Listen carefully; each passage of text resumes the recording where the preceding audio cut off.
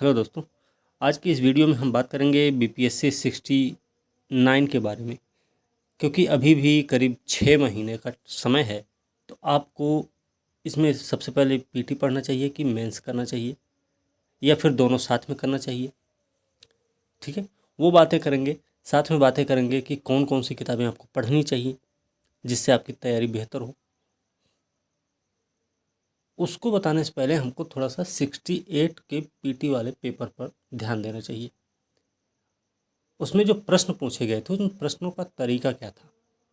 जैसे आप करंट में भी देखे होंगे ना, तो करंट करंट में जैसे जिलावार हम पढ़ लेते हैं। ज़िले में भी पढ़ना है तो ज़िले में वो स्थान एग्जैक्ट पता होना चाहिए। ऐसा अब आपको पढ़ना चाहिए क्योंकि इसी तरीके का प्रश्न पूछा गया था। ठीक है, तो कुछ प्रश्न का लेवल अलग है इस बार। तो 69 में भी कुछ ऐसे ही पैटर्न होगा या हो सकता है इससे थोड़ा सा और स्टैंडर्ड क्वालिटी आ जाए। तो हमें उसके लिए तैयार होना है, लेकिन पहले हमें 68 वाले पेपर पे ध्यान रखना चाहिए। प्रश्न का लेवल आपने देख रखा है, किस तरीके का पूछा गया था।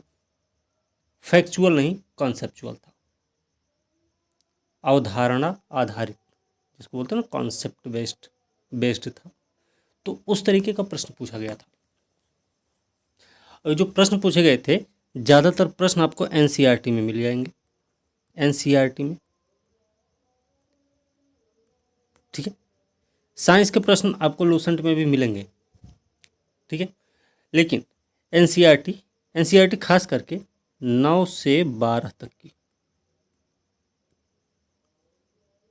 ठीक है। हिस्ट्री का प्रश्न, चाहे पॉलिटी, चाहे ज्योग्राफी, चाहे इकोनॉमिक्स। इकोनॉमिक्स का प्रश्न माइक्रो एंड मैक्रो आपने पढ़ा था, तो सारे प्रश्न अच्छे खासे थे, वो आप देख सकते हैं। साइंस का जो प्रश्न रहा वो आपने देखा है। एनसीईआरटी प्लस लूसेंट जिसने पढ़ा था वो बढ़िया से बना के आया हुआ। करंट की बात करें तो करंट वही जिलावार पूछा गया था, जिलावार ही पूछा गया था। लेकिन जिले में भी वो एग्जैक्ट स्थान के बारे में पूछा गया था जहाँ पे वो घटना हुई थी, ठीक है। जैसे सोलर प्लांट के बारे में था। तो इस तरीके से, और इस बार जो प्रश्न थे वो व्यक्तिगत आधारित भी बहुत सारे थे। जैसे इतिहास में ही आप देखेंगे गांधी जी से भी संबंधित था, है ना प्रश्न। बतख मियाँ वाला प्रश्न आपने देखा होगा। तो इस तरीके के भी प्रश्न पूछे गए थे। तो ये आपको मिलेंगे कहाँ पे? तो सोर्स एनसीईआरटी, आपने लक्ष्मीकांत पढ़ी है तो लक्ष्मीकांत पॉलिटी के लिए। मॉडर्न हिस्ट्री के लिए आप पढ़ सकते हैं स्पेक्ट्रम को। स्पेक्ट्रम एक अच्छी अच्छी किताब है ना। अगर इससे नहीं पढ़ते तो आप बिपिन चंद्रा की किताब पढ़ सकते हैं, आधुनिक भारत। लेकिन अगर बिपिन बिपिन चंद्रा पढ़ेंगे तो आपको डबल मेहनत करनी पड़ेगी, इसलिए आपको इससे बचना चाहिए और आप स्पेक्ट्रम पढ़ लो, काम हो जाएगा वहाँ से, ठीक है। इसके अलावा इकोनॉमिक्स के लिए आप संजीव वर्मा सर की बुक आती है इकोनॉमिक्स की, और अच्छी किताब है। सर भी रहे हैं, ठीक है, हमको मतलब पढ़े भी हैं। तो संजीव वर्मा सर की बुक आती है मार्केट में, वो आप ले सकते हैं। NCERT plus Sanjeev Verma sir best रहेगा आपके लिए। लूसेंट आपको नहीं छोड़ना है। ऐसा नहीं है कि लूसेंट से प्रश्न नहीं आएंगे। जनरल जीएस वाला जो आता नहीं लूसेंट का, वो आप ले सकते हैं। या फिर आप एक काम करें कि जनरल साइंस की भी एक बुक आती है लूसेंट की ही, ठीक है, उसको आप ले लें। एनसीईआरटी से साइंस और लूसेंट से भी साइंस, दोनों कवर कर लेंगे। एनसीईआरटी आपने पढ़ लिया, आपकी समझ बेहतर हो गई। लूसेंट को आपने देख लिया, रिवीजन हो गया आपका जल्दी जल्दी, ये बेहतर हो जाएगा। इसी तरीके से हिस्ट्री, पॉलिटी, ज्योग्राफी आपने पढ़ी है, इकोनॉमिक्स पढ़ा है, तो आप लूसेंट को थोड़ा सा देख लेंगे ना, रिवीजन हो जाएगा बढ़िया वाला, अच्छा खासा रिवीजन हो जाएगा वहाँ से। ठीक है, तो इस तरीके के प्रश्न थे, और साथ में यूपीएससी 2010 के भी प्रश्न पूछे गए थे। यूपीएससी 2010 में आए हुए प्रश्न पूछे गए थे, 4-5 प्रश्न। ठीक है, तो थोड़ा सा हमको क्या है कि अब 68 पीटी को देखकर हमें ध्यान रखना चाहिए कि हम 69 में किस तरीके की मेहनत हमको करनी है। ठीक है, निर्णय आपको लेना है, हमारा काम क्या है, सिर्फ बताना कि हम बता सकते हैं आपको। ठीक है, इतना सब कुछ सोर्स में था। अच्छा, करंट की बात करें, करंट आप अगर ई दृष्टि का नवत्र जो आता है ना, नेशनल इंटरनेशनल लेवल में, अगर आपने उसको पढ़ा है, ई दृष्टि करके आती है एक बुक ना, जिसकी वीडियो भी बनाए थे, आप लोग देखे होंगे, नवत्र ऐसे लिखा होता है, अगर वो आपने पढ़ा था तो वो बहुत बढ़िया रही एग्ज़ाम के लिए। ठीक है, तो ये सारे सोर्स रहे, सोर्स। अब करंट में तो भाई करंट यहाँ से अच्छा खासा प्रश्न था, ये दृष्टि नवत्र से। ठीक है, या जिसको हम, जैसे हम बायजूज का भी करंट बताए थे जिनको जिनको, तो बायजूज का जिन्होंने पढ़ा था वो भी बेस्ट हो गया, उनकी भी तैयारी अच्छी हो गई, बिहार स्पेशल भी और साथ में आपका नेशनल इंटरनेशनल भी। अब करना क्या चाहिए, देखिए 69 कब है आपका, 30 सितंबर को डेट आ चुकी है। पहले से डेट अनाउंस करने का मतलब यही होता है कि आपकी तैयारी में कोई कमी ना रहे।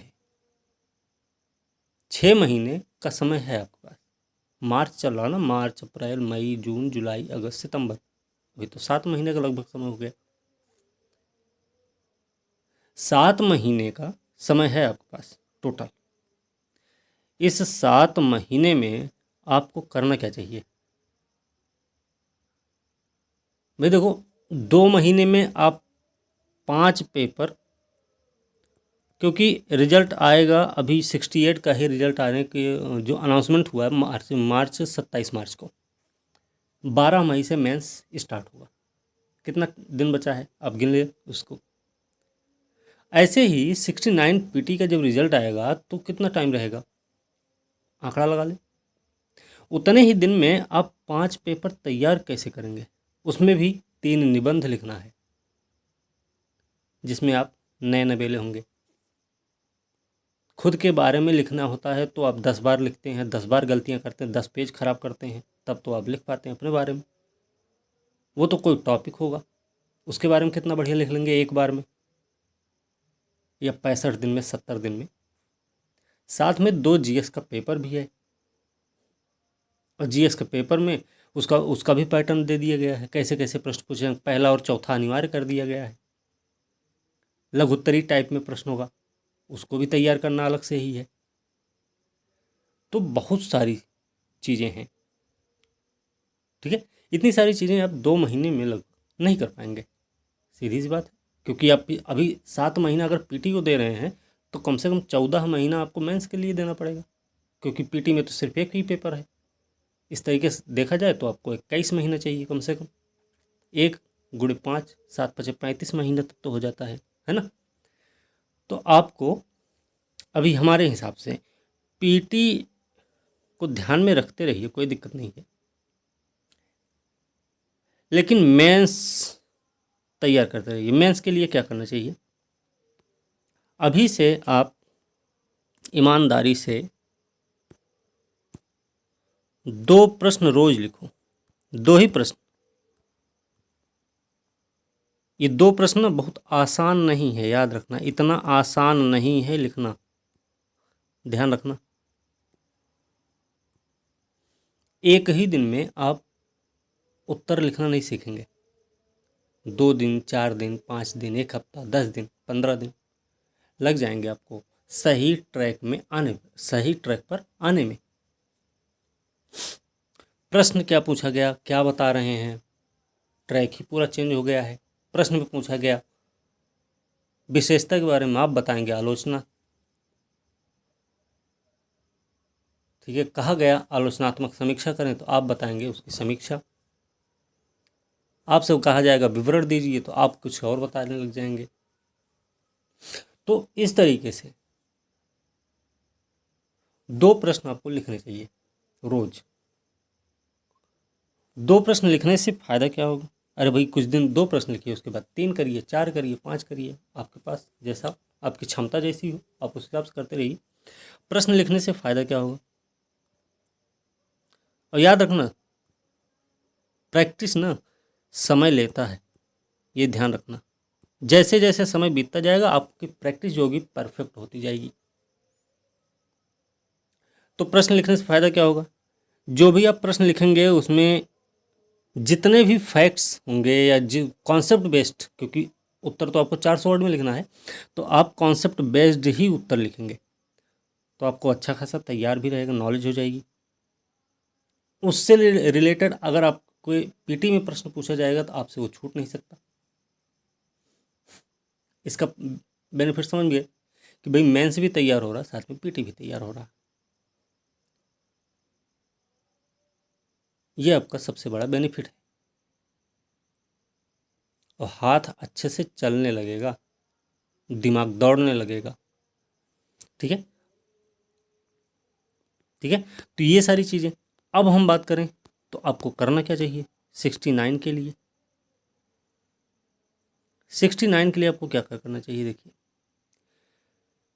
पहली बात तो एनसीईआरटी उठानी है। एनसीईआरटी आपको पढ़नी चाहिए सबसे पहले, है ना। एनसीईआरटी आपको पढ़नी चाहिए।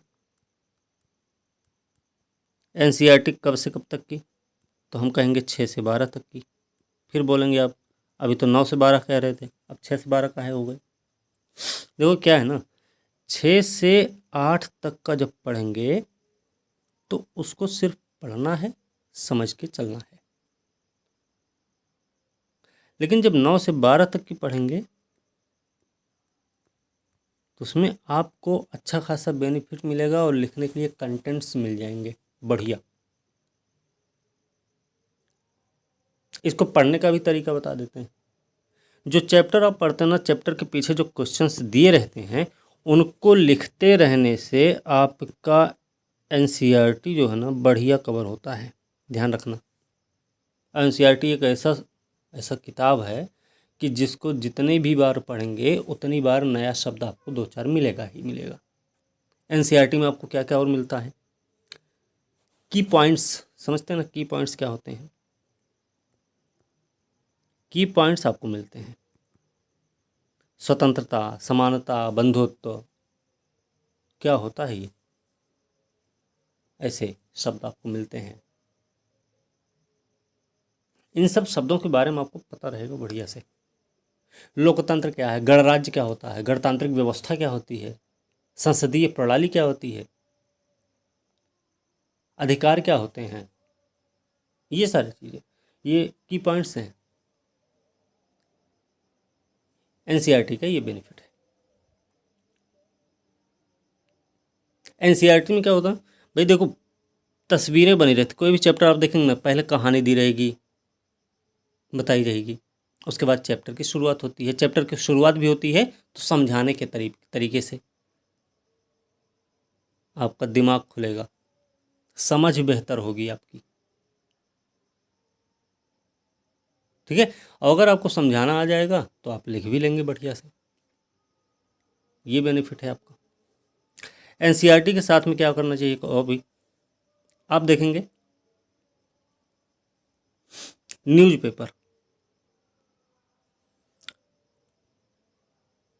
न्यूज़पेपर नहीं, न्यूज़पेपर बाद में बात करेंगे, पहले बात करेंगे एनसीईआरटी के साथ में जैसे कुछ स्टैंडर्ड। देखो स्टैंडर्ड बुक एनसीईआरटी है, नो डाउट है, एनसीईआरटी बेस्ट है, उससे अच्छा कुछ नहीं है। समझने और समझाने के लिए, लिखने के लिए भी कंटेंट बहुत सारा मिलता है उसमें। उसके साथ आप स्पेक्ट्रम भी पढ़ सकते हैं। स्पेक्ट्रम जो इतिहास वाला है उसको पढ़ सकते हैं। लक्ष्मीकांत भी पढ़ सकते हैं। लेकिन ध्यान रहे कि आप सेलेक्टिव टॉपिक्स पढ़िए। अपना सिलेबस आप सामने रखें, जो टॉपिक उसमें दिए गए वो वाला टॉपिक, वही टॉपिक आप पढ़िए। पूरी किताब पढ़ने की जरूरत नहीं पड़ेगी। ठीक। इसके अलावा आप और भी किताबें होती, जैसे कि आप पढ़ना चाहें तो अभी जो इकोनॉमिक्स के लिए संजीव वर्मा सर की बताए वो किताब, पीटी मेंस दोनों चलता रहेगा। लूसेंट को छोड़ना नहीं है, ये भी ध्यान रखने की ज़रूरत है। ये रिवीजन का है आपका, बढ़िया। ठीक है। और एक चीज़ और बताएं, अगर आपको जैसे कोई टॉपिक पढ़ना है, 2-4 टॉपिक पढ़ने हो, तो हमें लगता है किताब नहीं लेने की ज़रूरत है। मोबाइल सबके पास होता है, बड़ा वाला नेट भी है सबके पास, उसका यूज कर लो भैया। चुनाव सुधार क्या है ना। मनरेगा वाली क्या मनरेगा क्या स्थिति, मनरेगा के बारे में जान सकते हैं आप। वित्तीय सुधार क्या है, वित्तीय सुधार का क्या मामला रहा है, वो आपको नेट पे ही मिल जाएगा जल्दी से। किताब में जब तक पेज पलटोगे तब तक आपके सामने खुल जाएगा, और आप पढ़ भी लोगे आधा। ये नेट का भी यूज करते रहिए बराबर से। और नेट का यूज करेंगे ना, जैसे आप कुछ पढ़ रहे हैं, तत्काल में आपके ध्यान आया और आपने उसको देख लिया, तो आपको याद हो जाएगा, कभी भी नहीं भूलेंगे उसको, हमेशा पूरा जीवन याद रहेगा। ठीक है। ये अब बात करें मैगजीन के बारे में। मैगजीन से पहले न्यूज़पेपर देख लेते हैं। न्यूज़पेपर,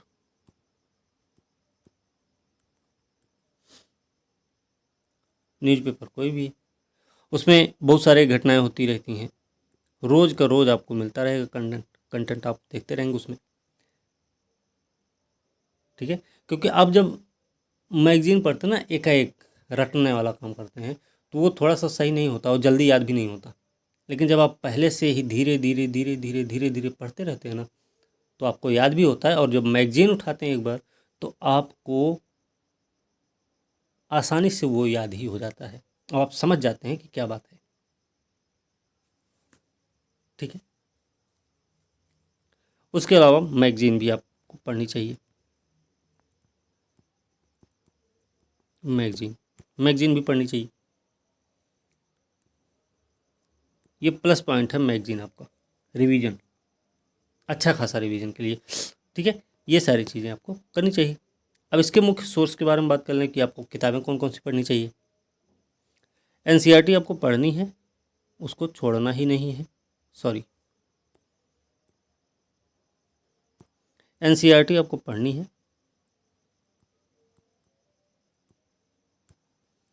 6 से 12 तक की, लेकिन विशेष तौर पे 9 से 12 तक की आपको पढ़नी पड़ेगी। ठीक है। स्टैंडर्ड बुक्स जो हैं आपका, वही लक्ष्मीकांत, संजीव वर्मा सर का वही नोट्स, अगर मिल जाए मार्केट में।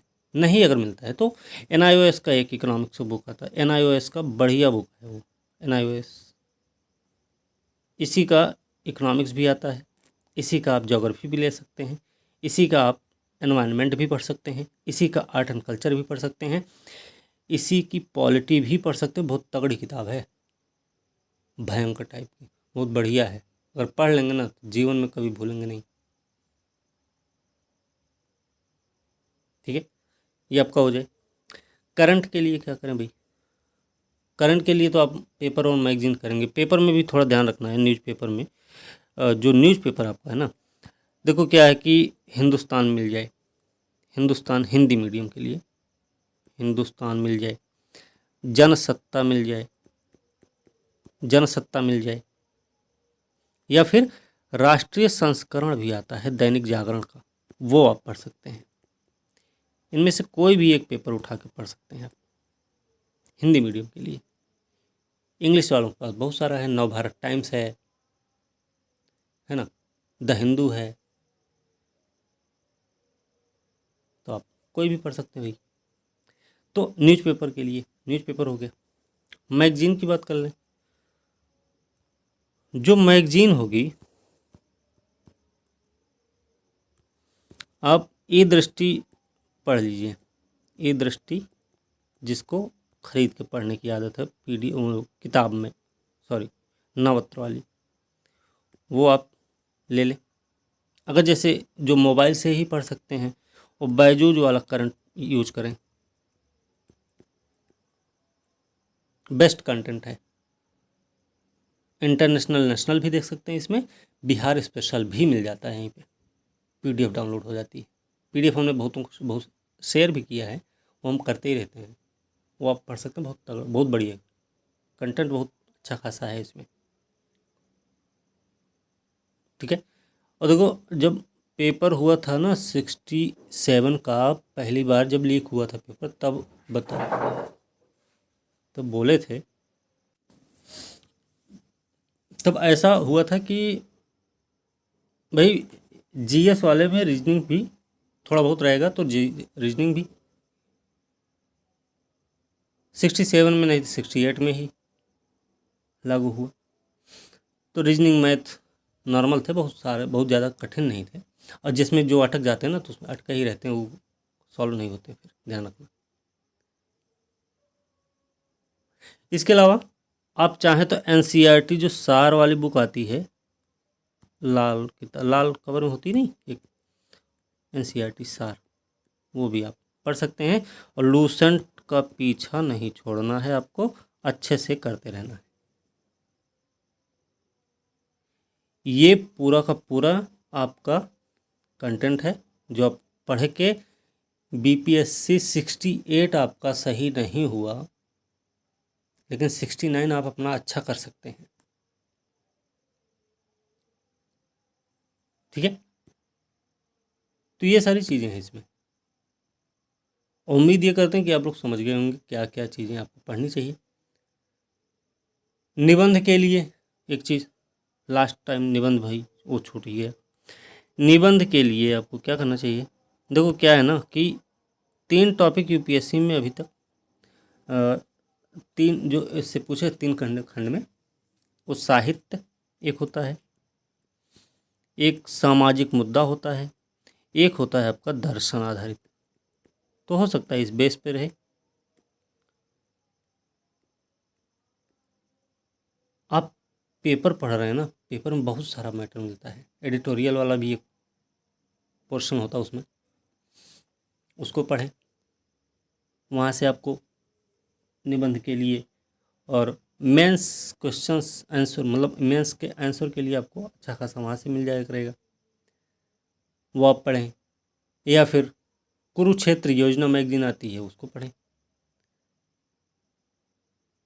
बाकी किसी संस्था के नोट्स से आपको आपका ऐसे तैयार नहीं होगा, क्योंकि आप उसमें वही चीज़ें पढ़ेंगे जो वहाँ पे किसी ने लिखा है,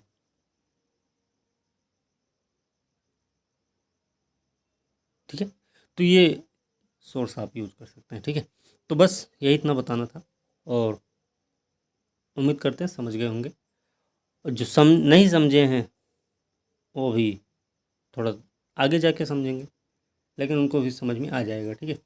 फिलहाल इतनी सारी चीज़ें करके आप अपना 68 जो आप एक कसर रह गई है 68 में, वो आप 69 में पूरा कर लेंगे, पूरा कर सकते हैं भाई, ठीक है।